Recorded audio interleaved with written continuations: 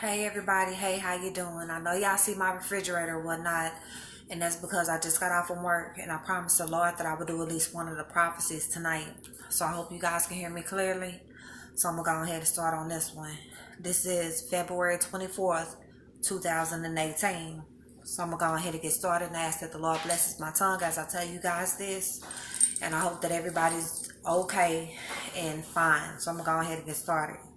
So I walk into an apartment, I see dead people lying on the floor and a lady. So I run into a room and I go into a closet and walk down. I go into a room and walk into a closet and duck down under some hanging clothes.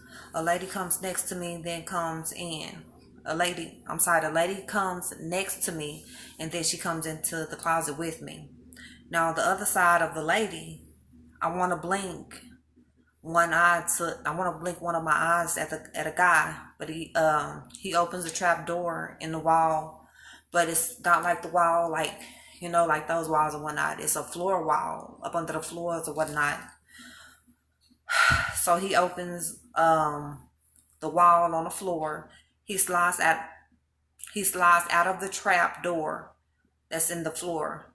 And he slides out of it first, or maybe I did. I'm not sure. I don't remember. Now, when I go through it and I get into it, I land on top of a car, and he comes and lands directly inside of the car. Now, we may be in the alley. We may be inside of maybe in an alley, but I'm not sure if it's actually an alley. It looked like an alley. I do remember that it did look like an alley. And there's a silver metal huge pipe over here on my right side. So I see a dead man. He comes out of one of the pipes. So I'm trying to get on the roof of the cars.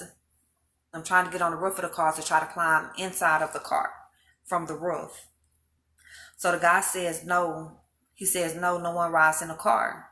I need you out there on the roof to make sure that we get away because these things, they run fast. So as soon as he says this, one of the dead things is in the car with him, but on the passenger side.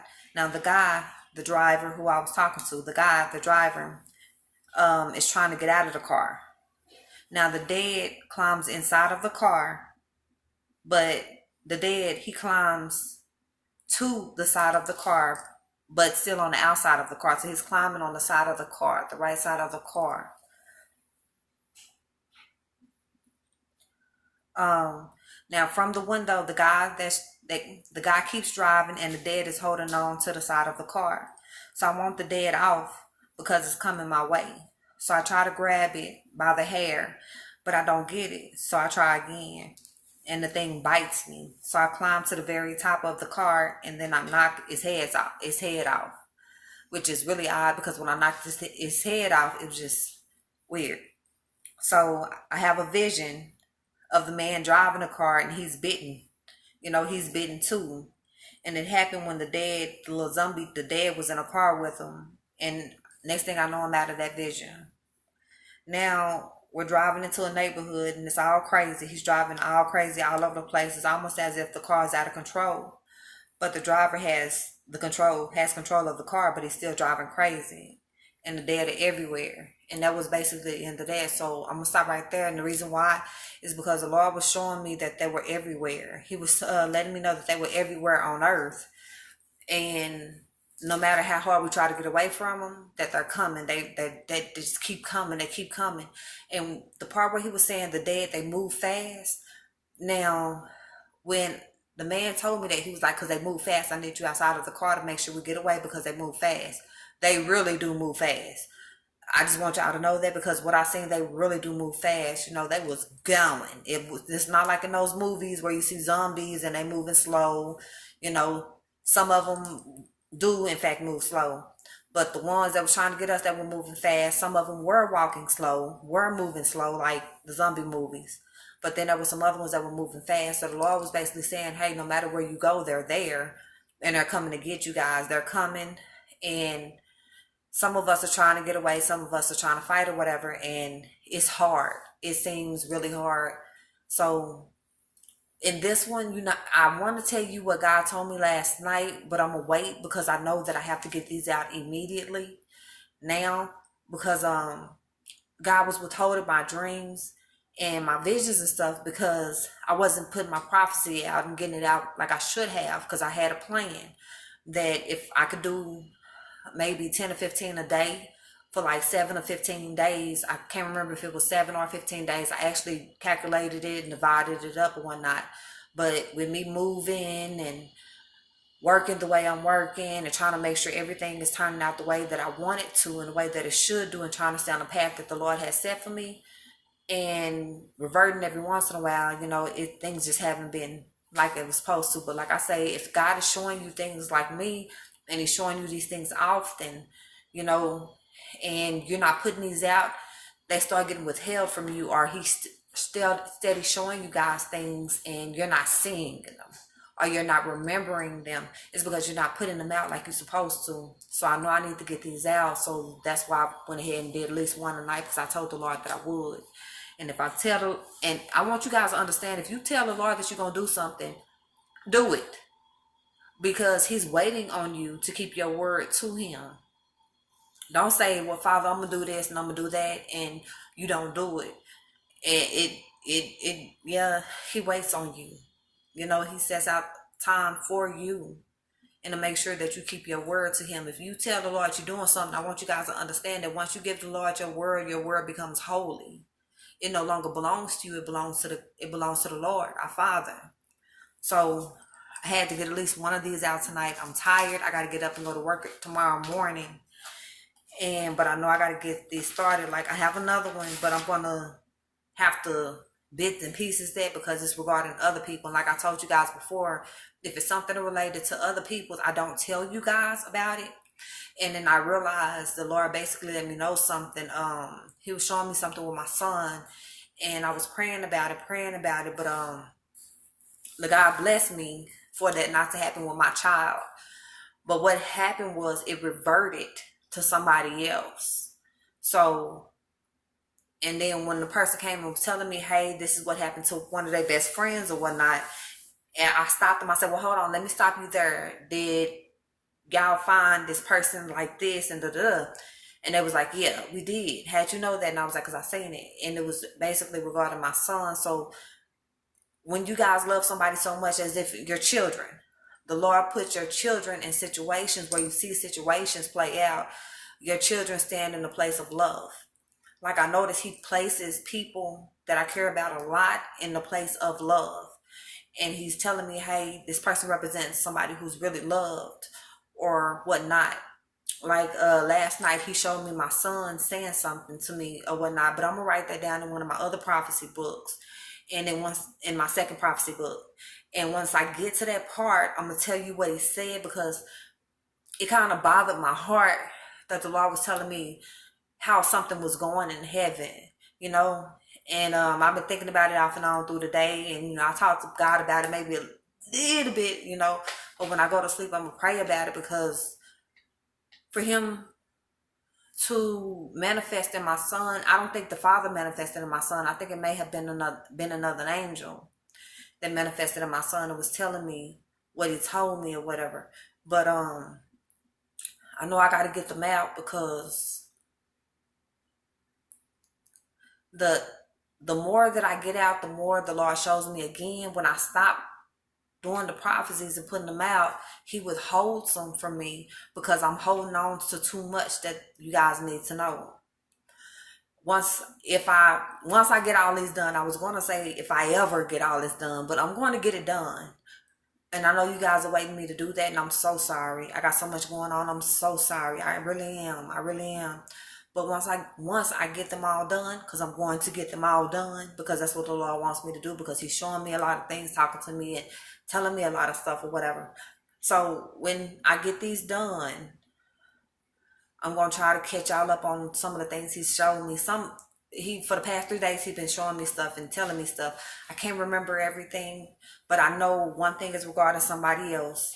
And I've already told that person that, but I want you guys to remember that if the Lord tells you something or shows you something, if you change one thing, you change it all.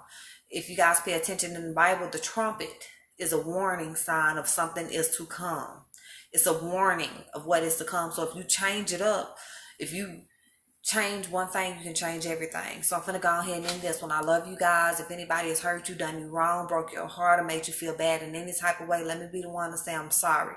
Because most people don't acknowledge that they've done something to you, and most people want to put the blame on you when it might not even be your fault.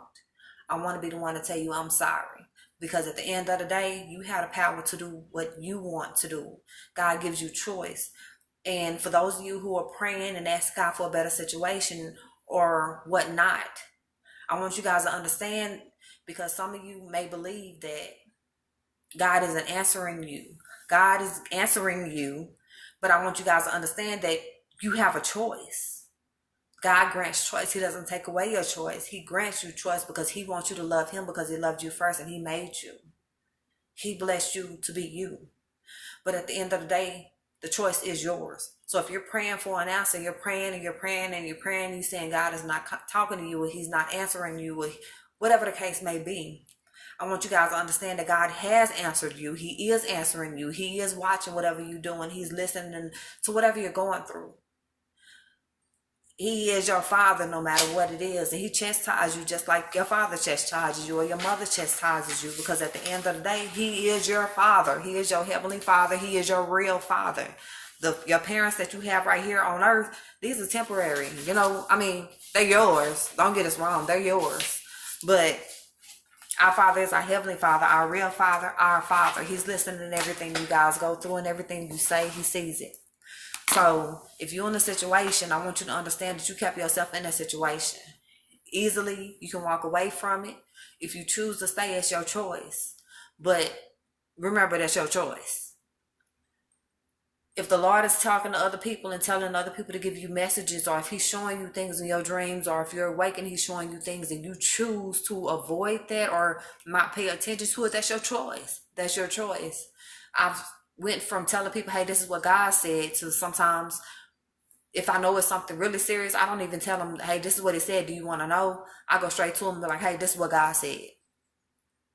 Other times I ask them, hey, if you had a message from God, would you want it? But other times I don't give them a choice. And the reason why I don't give them a choice is because it's important that they know, or because they've prayed about it, or it's on their heart and God seen their heart. He felt their heart, or he's acknowledging what they're going through, and he doesn't want them to think or believe that, he's not paying attention. He doesn't care. He cares about what you're going through. He wants the best for you, and I want the best for you. You guys be the light. Shine your light through the darkness. I know it's hard and there's so much going on. Right now there's war in heaven, there's war on earth. The things in the spiritual world have started manifesting, not even started, they've been manifesting out here in the physical. Some people don't realize it. If I ever get this through, I'm going to start a new playlist so I can explain how those things go and how you can get closer to God. And I want you guys to realize, if you're looking for God and you don't think he's where he's supposed to be, and he is, I want you guys to understand that you got to seek him with your heart and your soul. You got to seek him with your heart and your soul. I was doing really, really well, and I noticed lately I've been doing a lot of cussing, a lot. And I had stopped cussing so much. So I know that I have a lot of work to do on myself, because I'm reverting back to who I used to be. And there's a warning there for anybody who's paying attention. Once God changes you for the better, if you revert back to who you were wholeheartedly, it puts you in a bad situation, and things come and they enter into your life. It does. Like this morning, I was pissed, and I seen something in the dark in my hallway, and I watched it move toward me in the dark, and I just kept looking at it. And the thing about it is, I wasn't afraid of it, but I knew it was something bad, and it lunged at me. And I just blinked my eyes a little bit, and when I blinked, it stood back where it was. It was just like bent down in the hallway. It was back where it was, but it kept coming closer to me, and I just looked at it, because in my mind, what do I need to be fearful of, a demon or a devil or whatnot? I know that when I'm angry, I allow that stuff in. And I've been getting angry quite a bit, irritated, worried, stressed, depressed for other people, for myself, but for other people, because I'm not really worried about myself, because I know God's been making a way for me, and He really has. I mean, I can go through the list of things the Lord promised me 2 years ago, and they coming to pass now, and it's back to back to back. So I'm not too worried, because I know that my Father has my best interest at heart. But I want you guys to understand that when you get angry, upset, depressed, you allow things into your life. So I have to get back to who I was and where I was from the beginning. So you guys read your Bible, do what it says, pray to the Lord, ask for forgiveness for whatever you've done. And if you hurt somebody, talk to them and try to make them understand where you're coming from. If they choose not to listen, that's a choice. It's okay.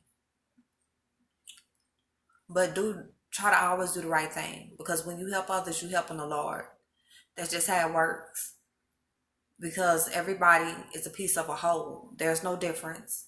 No skin color, no race, no nothing. It's just a big separation. The world is full of separation. Many, many things to separate people from and by. They use skin color, they use politicians, they use everything. Everything. They make it seem like something is better than the other, and it's not. We're all equal. Some people have dark things connected to them. Some people have light. Everybody is supposed to have light. Shine your light. Let go of your ego. Shine your light. Allow God to take the lead, and so it will be done. And when you pray, pray as if you already have it. Pray as if it's already done. I pray and I ask questions a lot, and I do. And I know it delays my blessing that the Lord has given me, but at the same time, I want to know some stuff, so I ask. So I love you. I love you. I'll be back on here tomorrow night, no matter how tired I am. If not tomorrow night, tomorrow morning. I'll be back on here until I get this first prophecy book done, and then we'll start on the second one, which is almost full too. So I love y'all, and see y'all. Pray, shine your light through the darkness, and forgive those who cannot forgive themselves, and forgive yourself. And I know forgiving yourself is the hardest thing to do, but you can do it. I love y'all. Pray and repent and ask for forgiveness.